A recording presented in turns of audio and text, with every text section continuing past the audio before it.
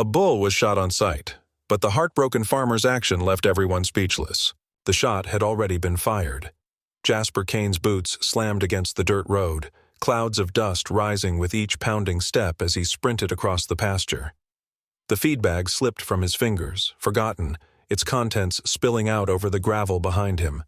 A white truck, marked with the town's livestock control emblem, rumbled away in the distance, its tires leaving fresh gouges in the earth. But Jasper wasn't looking at the truck. His eyes were locked on the lifeless black mass in the field. "Titan!" he yelled, voice cracking in the morning stillness. The bull lay still, his thick hide darkened by the blood spreading beneath his shoulder. Jasper dropped to his knees beside him, grabbing fistfuls of coarse black fur. Titan's chest wasn't moving. His wide, gentle eyes were half closed, unmoving. There was no breath, no grunt, no twitch. Jasper's hands trembled as they hovered over the wound, fingers stained red.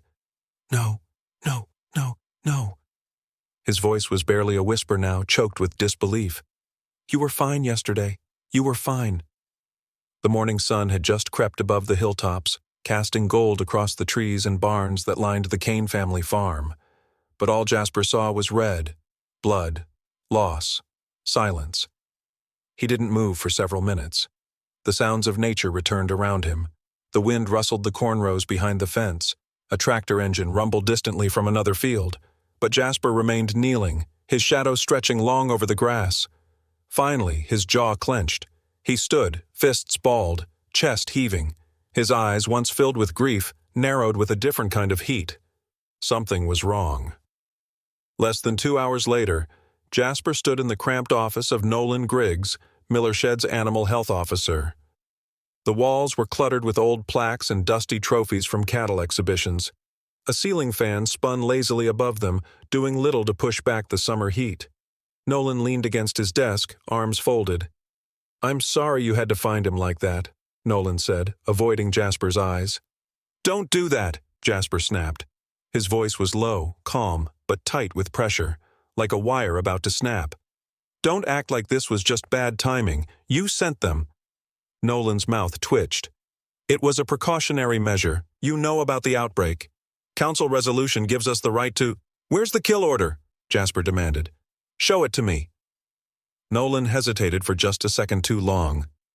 "There was verbal authorization," he said finally. "Urgency required action. You're telling me someone shot my bull, my Titan, on a verbal order? No inspection? No vet report? He wasn't even near the infection zones." "It's not that simple, Jasper. People are scared. The council wanted to send a message. Containment and confidence, it's—" "This isn't about containment," Jasper interrupted, voice rising now. "This is about my land." Nolan's eyes flicked toward the window for a moment. Jasper caught it. "You think I don't know what's going on?" Jasper stepped forward. "You and those land agents, sniffing around my fences these past months. Every week, someone knocking on my door, offering to buy me out. I said no, and now Titan's dead?" "You're reaching," Nolan said quickly, too quickly. "Look, I'm sorry for your loss, but you need to calm down." Jasper's voice turned cold. "I'm calm enough to remember everything you just said." He turned and left without another word. Back at the farm, Jasper stood beside the broken body of the bull, his mind running in circles. There had been no signs, no cough, no stagger, no symptoms. Titan had been perfectly healthy, kept in the far pasture, away from any animals or visitors, and yet they'd come for him. He pulled the feed store receipt from his back pocket, stared at the timestamp. 6:42 a.m. He'd been gone less than 30 minutes. That's when it hit him. He ran to the barn and flipped open the panel for the surveillance system. It blinked, offline. All cameras dead. He climbed the ladder to the loft where the recording server was kept. The power cord was cleanly cut. Not chewed, not frayed. Sliced. Jasper clenched the rail until his knuckles turned white. "They made sure I wouldn't see it happen," he muttered. "They planned this." He spent the rest of the afternoon on the phone with the vet, confirming Titan's last health exam. Clean. He called neighboring farms. No one had reported any strange behavior from his pastures. But it wasn't until he stopped at Carter's diner that night that the whispers started. "You hear about Kane's bull?" someone muttered near the jukebox. I heard Nolan got pressure from Westvale Cattle, big corporate firm. They're buying up land for some industrial farm project. Didn't Kane turn down their offer 3 times? Jasper froze in the doorway. He turned to see 2 older farmers at a corner booth, both of them falling silent the moment they saw him. Keep talking, Jasper said quietly, walking over. The one on the left, wearing a straw hat and an oil-stained denim shirt, nodded solemnly. They've been making the rounds, Jasper. First they lowball. Then they talk about the health risks of staying independent. Then, things happen. Sam Derling's cows got fenced in without warning. 2 of them died from dehydration. He sold a week later. Jasper didn't speak. He just nodded and left. He barely slept that night. The next morning, he climbed the ridge that bordered the far side of his property. From the top, the field spread like a patchwork quilt, gold, green, and brown. He spotted his old drone case in the shed and pulled it out, blowing dust off the lid. He hadn't flown the drone in over a year, but he remembered how. Within minutes, the small aircraft hovered above the property, silent and smooth.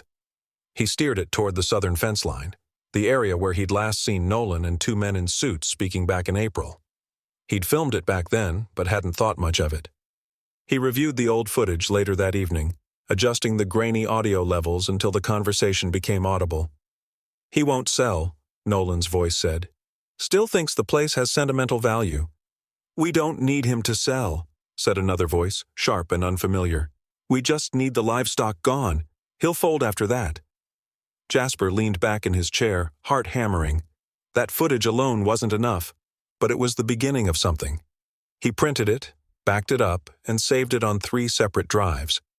He placed one inside a sealed envelope and tucked it into the back of the kitchen cabinet, just in case.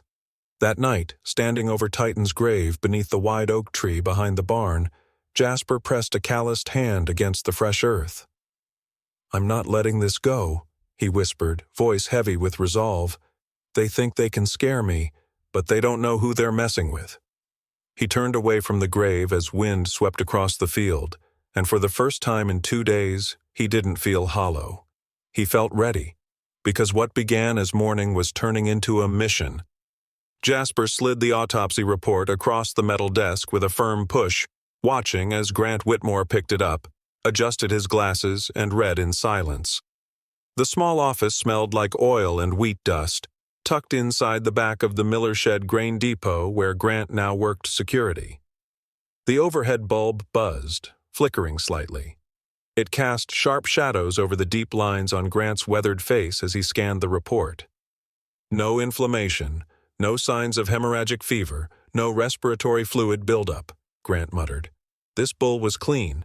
You said he was tested just last month? Clean then, and clean now, Jasper replied, his voice quiet but steady. No disease, no aggression, no reason to shoot him unless someone wanted him gone. Grant exhaled through his nose, his fingers tapping the corner of the page. You know who signed the kill authorization? Nolan Griggs. Claimed it was verbal, no paperwork, no inspection beforehand, and no warning. Grant's eyes narrowed as he looked up. That's not just sloppy, that's deliberate. He leaned back in his chair, crossing his arms. You were always stubborn, Jasper. Never one to go along with the herd. That's cost you before. I'm not backing down this time, Jasper said. His eyes were heavy with grief, but sharpened by anger. I think this goes deeper than just one decision. I think someone wanted to pressure me into selling. Grant didn't respond immediately. He rubbed his jaw, deep in thought. Then he stood, walked to the file cabinet, and pulled out a folder. He opened it, spread out some county property maps, and pointed to several highlighted sections. These farms sold over the last 4 months, he said. See the pattern? All bordering your property. Most at below market value. The reasons? Cattle disease mostly. Every one of them. Nolan signed the livestock removal forms. Jasper stared at the map. His land was like the last green square on a chessboard, surrounded by empty parcels. They want to box me in, Jasper muttered. Or force you out, Grant added. I did some digging, quietly. The buyers all trace back to a holding firm out of state, Thornwood Holdings. Jasper recognized the name. Land agents from Thornwood had knocked on his door twice in the past year. Both times, he'd said no. "So they can't buy me," Jasper said slowly, "unless they ruin me first." Grant nodded. "Be careful, Jasper. Men like Nolan don't work alone, and firms like Thornwood don't like loose ends." That night, Jasper sat at his workbench in the barn, reviewing more files and receipts. Moonlight filtered through the cracks in the wooden walls. The only sounds were the chirping of insects and the occasional shifting of hooves from the nearby stalls. Then he heard it. A whisper. He froze, turning his head. Through the dusty barn window he caught a glimpse of movement, 2 dark figures along the fence line, walking slow and quiet, as if counting posts. One of them knelt briefly, placed something in the grass. Jasper stood quickly, reaching for his flashlight on the bench, but by the time he got to the door and stepped outside, they were gone, slipped into the trees like shadows. He searched the spot they'd been, found nothing. No tags, no trash, no prints. Just the cold feeling in his chest that someone was watching. The next morning, Grant came out with a ladder, a toolkit, and a plastic box full of motion-triggered cameras. He helped Jasper install them in the corners of the barn, under the eaves, and along the fence lines, anywhere someone might creep close unseen. By the next night, they had their first catch. On the footage, just after 2 a.m., a man in a windbreaker with the Thornwood Holdings logo walked straight into Jasper's pasture. He looked around, then placed a laminated red notice on the barn wall before turning and jogging back through the trees. By sunrise, the tag was gone. "Doesn't matter," Grant said, watching the footage on Jasper's laptop. "We have him on tape, trespassing, threatening behavior. That's a start." Jasper copied the footage onto a flash drive and drove straight into town. He parked 3 blocks from the Miller Shed Courier, then walked the rest of the way.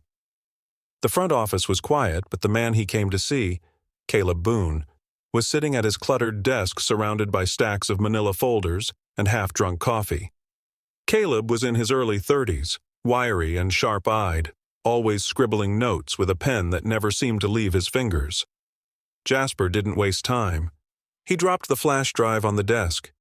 "You've been looking into Thornwood, right?" Caleb raised an eyebrow. "You have something I can print?" "More than that," Jasper said. "I've got motive, video, and a list of suspicious sales with the same name on every approval, Nolan Griggs." Caleb plugged in the drive and watched the video in silence. When it ended, he slowly removed his glasses and looked up. This changes everything," he said. "I can publish this. Finally put some real weight behind the allegations." "Just be careful," Jasper warned. "They know we're watching now." The next morning, Caleb's car was found burned near the county line. He survived, barely, smoke inhalation. He'd been pulled out just in time by a passing trucker. His reporter's bag was gone. His notes? Vanished. Jasper got the news while cleaning stalls. An hour later, smoke rolled from his barn roof. By the time he grabbed the hose and ran inside, the fire had already reached the rafters. He managed to drive the cattle out, but several of his tools, supplies, and feedstock were destroyed. The barn was blackened, partially collapsed on one side. Grant arrived as the firemen doused the final embers. "This was arson," he said immediately. Jasper didn't say anything. He looked out toward the pasture, to the place where Titan had been buried. The morning haze was thick, and the rising sun behind it made the field look like it was glowing. "They're pushing harder," Jasper said quietly. "Means we're getting close." And then, by accident, they found the key. While reviewing Jasper's old property deeds that night, looking for any legal holes they could use, Grant came across a page with an odd signature and university letterhead. He read it 3 times. "Jasper," he said slowly, "did you know your bull, Titan, was co-registered as part of a university breeding program?" Jasper frowned. "That was years ago. Some research team came through looking for strong bloodlines. I let them take samples, signed a few forms, forgot about it." Grant pointed. "This clause says Titan was legally protected under joint ownership with Northside Agricultural University. That means they can't legally euthanize him without written permission from the university's research department." Jasper felt his breath catch. "They never called me, never sent a letter. No approval was given." "Exactly," Grant said. "Which means this wasn't just a mistake. This was illegal. Jasper made the call that same evening. The legal department at Northside confirmed it. No authorization had been given, no notice filed, and no removal approved. When they heard Titan had been put down without their consent, the line went silent. Then came the words, "We'll be sending someone immediately." Jasper hung up and stared at the phone. "This isn't just about a bull anymore," he said. "No," Grant agreed. "Now it's corporate fraud, illegal seizures, maybe even racketeering." Jasper looked out the window, the flickering barn lights reflecting off his face. He knew what he had now was enough to start something, but not enough to finish it. Proof wasn't enough. He needed strategy. And fast. Because suddenly, the case wasn't just about a bull. It was about corporate fraud, illegal seizures, and potential racketeering.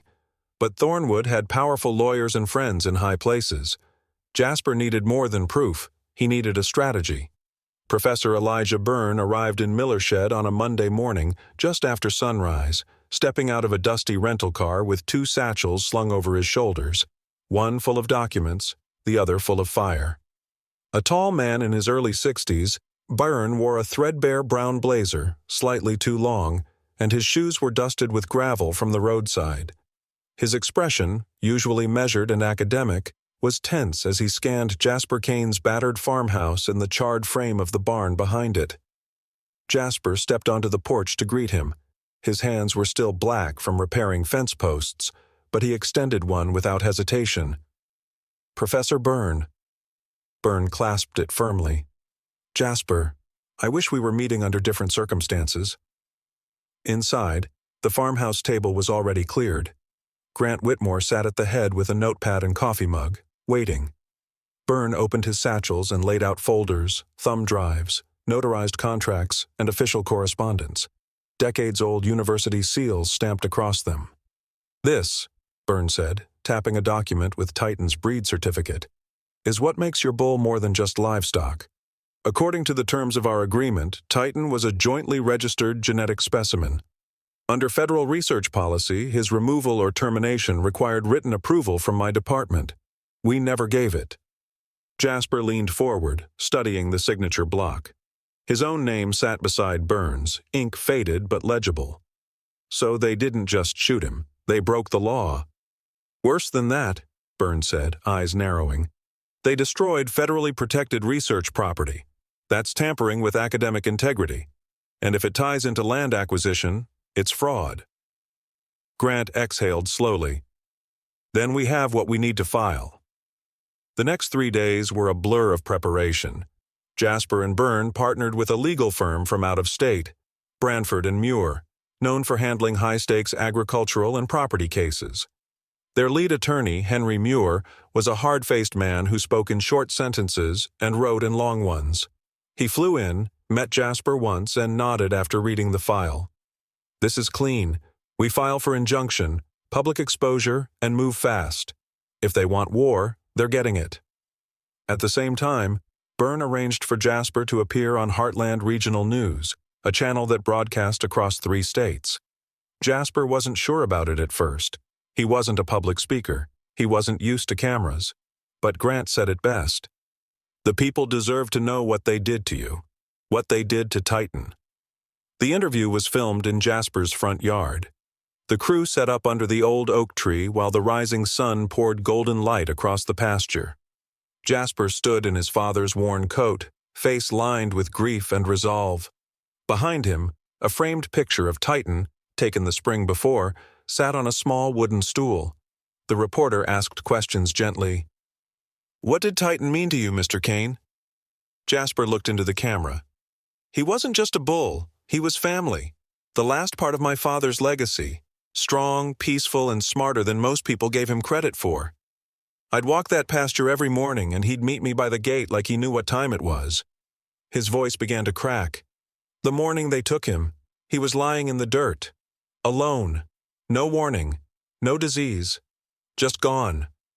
He paused. The crew said nothing. Even the breeze seemed to hold its breath. Jasper wiped his eye and looked back at the camera. "They didn't just shoot an animal. They silenced the only reason I still smiled every morning." That line hit harder than expected. The segment aired that evening, and within hours it spread. Farming forums, small-town Facebook pages, agricultural blogs, they all picked it up. Soon, it reached beyond Millershed. People began donating. Local feed stores offered free supplies. A nearby cattle breeder pledged to help rebuild the barn. Jasper started getting letters from strangers, thanking him for standing up.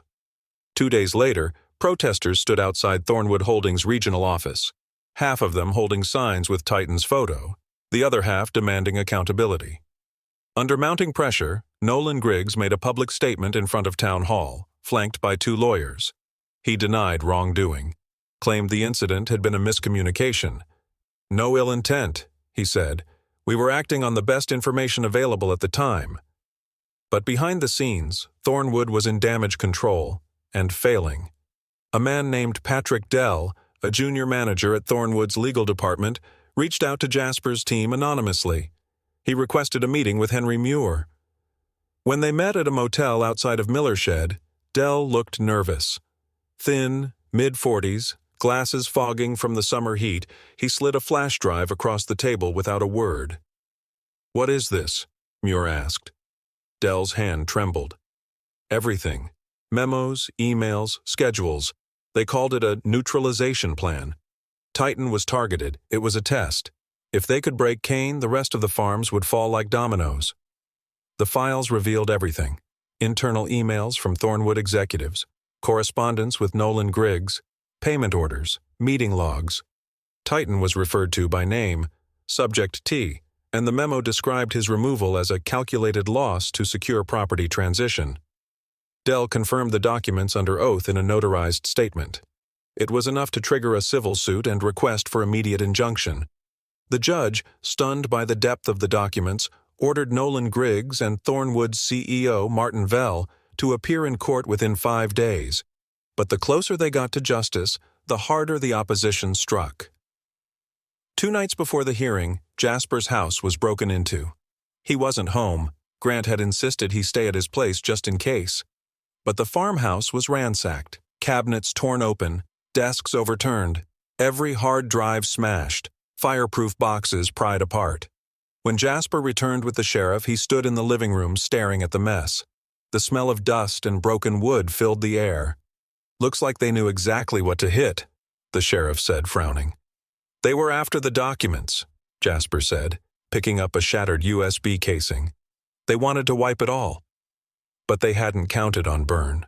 The professor had scanned every document and stored them in cloud archives and hard backups, 2 sent by registered mail to trusted academic contacts across the state. Grant had mailed another set to the legal firm in Branford. Nothing was truly lost. The hearing went forward. The courtroom was packed, buzzing with voices and reporters scribbling in notebooks.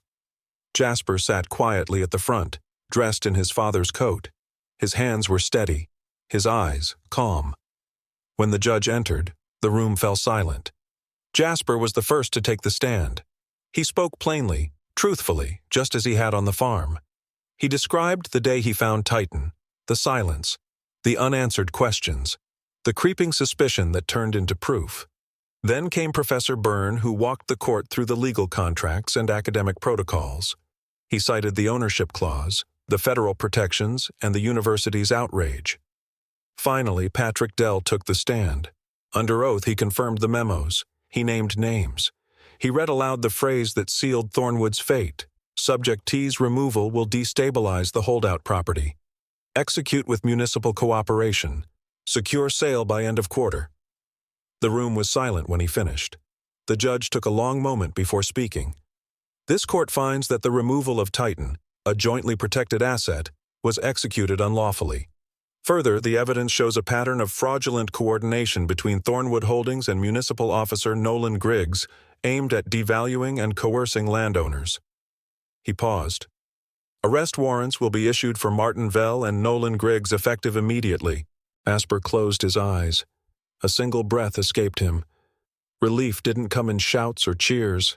It came in stillness, in the knowledge that truth for once had stood taller than power, because Titan's death had opened the door to expose a whole web of corruption. The morning air was sharp and clean as Jasper Kane stepped out onto the porch, the wooden planks beneath his boots creaking softly. A chill breeze stirred the tall grass beyond the pasture, and in the far distance the hills stood quiet under a sky streaked with faint gold. 3 months had passed since the courtroom doors closed and justice began to take root, but the scars across Jasper's heart still ran deep. Where the old barn once stood, a new one rose, stronger, taller, and lined with fresh pine. The scent of sawdust still clung to the edges of the stable doors. Along the pasture fence, the boards gleamed with new paint, their corners reinforced with steel. And beyond it, on the western edge of the field where Titan had once roamed like a shadow over the land, stood something new, something sacred. Titan's Field. Jasper had designed it himself with help from Professor Byrne and a few volunteers from the university. It wasn't just a memorial, it was a purpose reborn. A clean paddock with shaded walkways, a small gazebo, and an open-air examination shed stood at its center. There, veterinary students from across the state gathered once a month, offering free checkups for neighboring farmers and running sessions on ethical breeding, animal care, and agricultural sustainability. Jasper didn't charge anyone. He didn't want to. It wasn't about money anymore. It was about memory, about making sure Titan hadn't died for nothing. The settlement had helped. After the hearing, the court awarded Jasper partial ownership of Thornwood Holdings' seized land surrounding his property. Some of it was symbolic, overgrown pastures and fields too damaged to yield, but the message was clear. He hadn't just defended his land, he'd reclaimed his place in Millershed. Nolan Griggs and 2 Thornwood executives were now in custody, their trials set to begin within the year. Conspiracy, fraud, destruction of protected property, charges stacked like bricks, each heavier than the last. Jasper had no desire to see them again, not in court, not in chains. He wasn't seeking revenge, he just wanted peace. Every morning now, Jasper carried the same dented tin bucket he once used for Titan, walking the short trail from the porch to the fence line. He'd stop near the post where Titan used to wait, stare out across the hills, and let the silence settle around him. The grass was taller there now, waving gently in the wind, and the spot where Titan had fallen had been marked by a flat stone etched with the bull's name and the words, "He watched over this land, so now we watch over him." Grant often came by, though he insisted he was finally retired for good. Still, he always seemed to show up when something needed fixing. A jammed gate, a broken shovel, a wheelbarrow that leaned too far to one side. He didn't talk much these days, and neither did Jasper when they sat together under the oak tree. Sometimes no words were needed, just 2 old friends watching a younger world take shape. And it was changing. Reporters who once crowded the property for headlines of loss now returned to write about healing. They covered how Titan's Field was helping reshape farming education, how the university's outreach program had expanded, how Millershed had introduced a new ordinance preventing land acquisition by external corporations without public hearings. Jasper had become a symbol, not because he wanted to, but because he refused to be silent. "Never thought grief would turn into something good," Grant had said one afternoon, adjusting the strap of his tool belt. "But you managed it." Jasper only nodded, his eyes distant.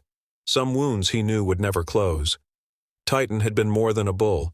He'd been the last living link to his father, the only steady presence left when the world felt like it was slipping. There were still nights Jasper woke, expecting to hear Titan's heavy steps by the barn.